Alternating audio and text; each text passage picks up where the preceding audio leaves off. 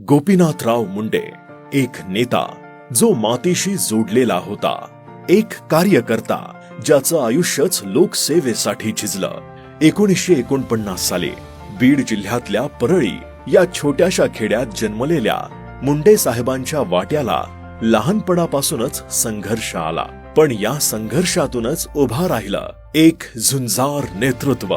मातीशी नातं जोडून आभाळाला भिडलेलं राष्ट्रीय स्वयंसेवक संघाच्या मुशीतून सुरू झालेली त्यांची वाटचाल जनसंघ, मग भारतीय जनता पक्ष आली आणि या पक्षाच्या मुळांना बळकटी देणारा मुख्य आधार झाले गोपीनाथराव मुंडे साहेब. मुंडे साहेबांनी महाराष्ट्रात भारतीय जनता पार्टी रुजवण्यात आणि फुलवण्यात महत्वाचं योगदान दिलं. गावागावात, वाड्या वस्त्यांवर ते पोहोचले, कार्यकर्त्यांच्या घरात ते पोहोचले.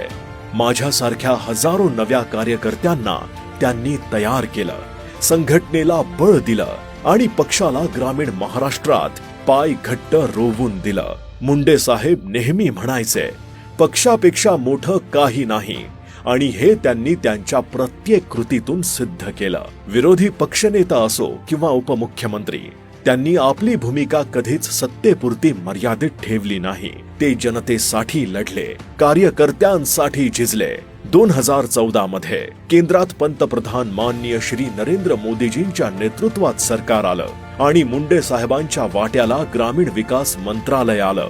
पण नियतीनं दुर्दैवाचं पान उघडलं. एक अपूर्ण स्वप्न मागे राहिलं. पण त्यांचं कार्य, त्यांची आठवण आणि जनतेशी असलेलं नातं ते आजही जिवंत आहे. ते त्यांच्या कार्यकर्तृत्वामुळे.